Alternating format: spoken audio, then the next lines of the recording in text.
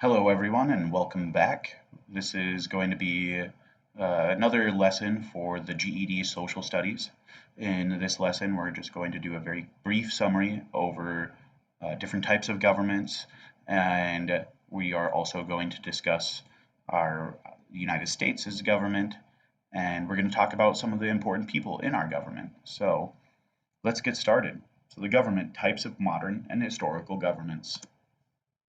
One of the very first governments was an autocracy. It is one of the oldest forms of government, and it kind of is in human nature for one person to take power. When you think about uh, villages, there's usually one person that is in the lead. Okay, so a single person holds power, oldest form of government, and they inherit their role or use force to get it. Okay, very common.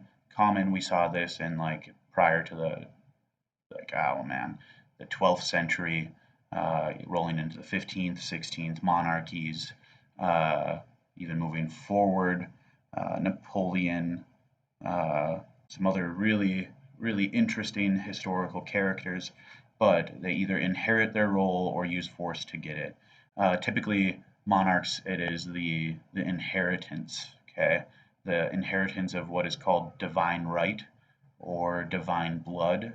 The family, their firstborn son would take control of that country, that government, okay? So autocracy, it's one of the first governments. What kind of is a formation or an evolution of that type of government would be a dictatorship, a government ruled by one person or a small group of people who exercise absolute power. So now absolute power is something very different. Absolute power, it's incredibly dangerous. There's a famous quote that absolute power corrupts absolutely. So absolute authority over the citizens' lives. Good example of these people, Adolf Hitler and Joseph Stalin. Uh, Even in this picture that I have, we have Adolf Hitler and Mussolini. Okay, so this is really good examples of dictatorships. Early in the 20th century, the formation of fascism and communism led to some pretty nasty governments. But a dictatorship, it's a form of government. Another form of government is an oligarchy. A great way to think of an oligarchy is rule of a few. Similar to an autocracy, but it's just a few groups of people. Maybe it's one group, but there's quite a number of people. A small group of people rule with absolute power. Okay, a great example of this right now is the People's Republic of China. It's a single party government. That single party is basically controlling everything. Okay, so kind of like an adaptation of an oligarchy, but still an oligarchy. Another good example would be prior to the USSR, the czars of Russia. Okay, so families that had absolute power controlling areas. Okay, there's all different types of government, there's all different types of oligarchies. You can even keep going, but not really necessary, not within the scope of what we are talking about. But it is something very interesting, and I encourage you as one of my students to continue looking into these types of governments. And of course, let's roll around to a democracy. Okay? People decide the laws and services they want. The people, it's the choice. It's the government of the people, by the people, right? That's the first three words in our Constitution, we the people. Very important to know that. So there's two forms of democracy. There's a direct democracy, where all citizens vote on everything. Small places, this will work, okay? Think about smaller areas, even inside of classrooms, okay? Or graduating classes, they'll vote for a prom king and a prom queen, okay? Very good example of a direct democracy. Everybody is voting and they vote for that person, okay? However, that is not what our form of government is in the United States. It is a representative democracy. we elect a representative who govern in our place. So that's why we have senators, members of parliament, and everything else. The other thing is that we don't have a direct democracy even when it comes to the presidency. Okay, we do have that popular vote, but it really comes down to the electoral college. So every state has electoral representatives, and when your state votes a certain way, you send your representatives to vote along with what the popular vote was in that state. Okay, so even in that sense, we have a representative going and voting in our place.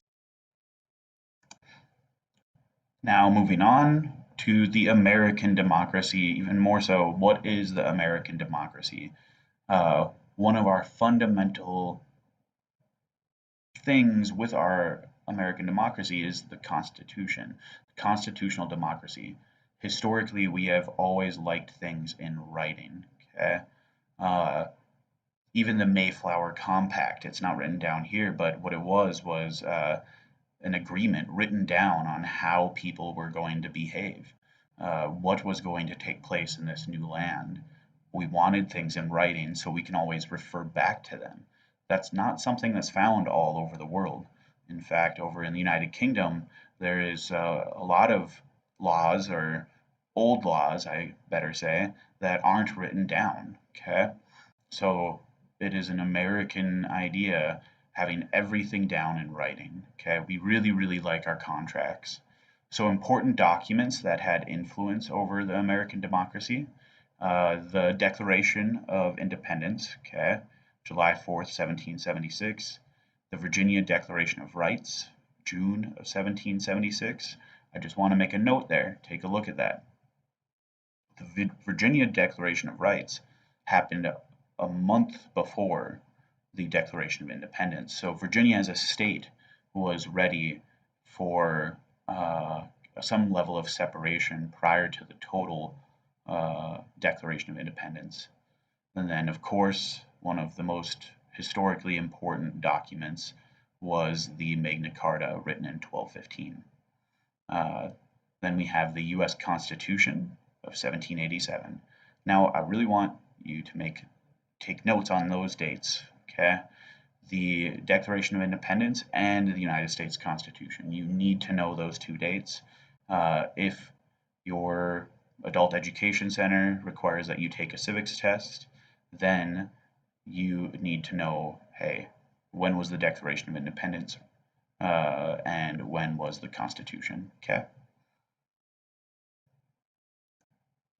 So what are some parts to our government? How does this beast of a thing work? Well, one really interesting thing with our government is that we've broken it up into pieces. We have the executive branch, the legislative branch, and the judicial branch. So now think about that. Why did we break our government up into pieces? Because we, early on and even now, we do not, and we are in a way afraid, but we do not like incredibly strong central governments. We don't want all of the power to be focused in one area. That's where very dangerous things can occur within a government. So we broke it up into branches, right? A branch will break easy, a tree will not. So in the executive branch, who is that? That is the president and all of his assistants, okay? That's all of his secretaries, that's everybody, that's the cabinet members, anybody in that area where it's kind of their job to enforce laws, that's gonna end up being under the executive branch, okay? The legislative branch, very important to note that we even separated the legislative branch. So we don't, the more branches, the better in certain sense. Why? Because they're going to be too busy fighting with themselves to fight the people, okay? So it's called a bicameral, two parts to the legislative branch. So the Senate is the equal representation part. There's 100 members, 2 from each state. And we have the House of Representatives, 435 members, and it was based on population. We can't really say that it is based on population anymore because originally it was supposed to be one representative for every 150,000 people, and that just wouldn't be realistic anymore. We'd have thousands and thousands of people in the House of Representatives, okay? And then lastly, to me, one of the more important, or not important, but one of the more interesting branches of the government is the US Supreme Court. We have 8 judges and 1 Chief Justice, bringing the total to 9 members of the US Supreme Court. Uh, they're the only branch of government that actually gave themselves power. In the original Constitution, or in the Constitution, there a lot of what was established of the judicial branch, it really wasn't written all down. Nothing was in details of their powers and the extent of their powers. And as time went on, they were actually able to give themselves power. What they do is they review the Constitution and analyze it, okay? And through the series of court cases, uh, they're able to change laws, find them unconstitutional or find them constitutional, and they are able to give themselves a little bit of power through those court cases as well, depending on what they are. Very, very interesting. The dynamics of a government, right? So our government was split into many branches. Let's move on. Let's talk about a little bit more the current state. Who is the heads of these branches? Who are the important people in these branches? So, of course, number one, this is the 45th president of the United States. It's President Donald Trump. He did lose the popular vote in 2016. However, he did win the Electoral College. That is important to note. It usually does cause some level of unrest when that happens. It's not the first time that has happened. It's happened several times before. Um, the Electoral College, it is somewhat important to help spread out the powers of throughout the country instead of having them localized into cities. Okay, this will, in some cases, I want to be careful. Um, Rural areas will still get a fair amount of representation. However, it can be a little bit dangerous because what if it gets to be too much either way, right? What if our urban areas have too much representation and our rural areas don't have enough? Okay, so there has to be some type of equilibrium between those two. Under ideal circumstances, that is what the Electoral College is supposed to do. Another thing that I made notes on during this lecture was the age of the representatives, okay? Or not the age of the representatives, but ages of these people who are so powerful inside of our government. Because I do find it interesting that, well, everyone is really, really old in our government. And I always propose the question, is that something that is good? Okay? Does age equal wisdom? Is just because you're old, do you know more? And I really have to make that argument that no, it doesn't. Especially with modern technology and everything like that, it is slightly concerning to see that a lot of our people in our government cannot properly operate computers. Okay, we've seen that multiple times over the last 6 months. And it definitely is concerning because that is the age that we're living in. And so I'm worried that the policies that they are putting into place or that they are going over, it's not going to be for the best interest of the future because they haven't caught up to the present. Okay, so policies, let's talk about a little bit about Donald Trump's policies. It's a hard stance on immigration, bringing work back to the United States, replacing Obamacare, improving the economy, and he is a Republican. Okay, these were some of the things that he was running on in 2016. Okay, it's always good. I encourage all of you, all of my students, everybody that's watching this, to do a little bit of research when it comes to what these people's policies are and what they believe in, okay? An informed populace is a good populace, okay? Next up, Nancy Pelosi. She is the Speaker of the House of Representatives. She's a Democrat. Third in line to being the president. So if something happens to the president and the vice president, Nancy Pelosi would take over. Okay. Also, making that note again on the age 80 years old. Okay. Uh, let's move on. Very, very important person. And also, as far as all of the people that I'm going to be talking about today, he is the youngest one. Okay. Chief Justice John Roberts. Now, the Supreme Court, one of the important things there is that, first off, we the people, we aren't voting for these people, okay? Not for the United States Supreme Court. They get a lifetime appointment because sometimes their choices are going to shake things up a little bit. They have a lot of power, and when they do make a decision, it is a sweeping decision across the whole of the United States. John Roberts, Chief Justice John Roberts, he is the head of the U.S. Supreme Court. It's supposed to be an apolitical position. Uh, as time moves on, it seems like we are seeing more and more politics getting into the courts, which could be very, very dangerous, in my opinion. We want to keep politics as far away from courts as possible, but it seems like it is seeping into there. Okay. Another kind of fun or interesting, I always find this very, very interesting, is because it's a lifetime appointment, it's going to be incredibly difficult to get anybody out of the courts. Okay.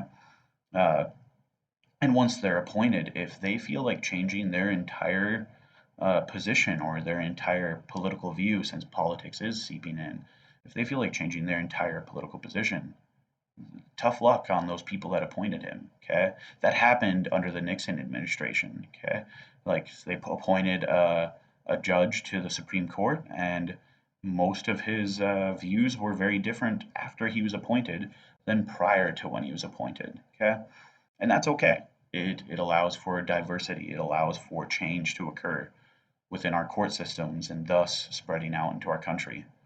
Um, John Roberts, he's 65 years old and he's the youngest person I'm going to talk about. That's really saying something. Okay. That is 65 years is the average age of our government. So he was appointed by George W. Bush in the early 2000s, and very important figure to know. Encourage you to write all of these down. These names are very, very important. I don't have a lot to write about Mitch McConnell, but he is the Senate Majority Leader. Okay, so in the Senate there is a Majority Leader and a Minority Leader, just like how we have the Speaker of the House.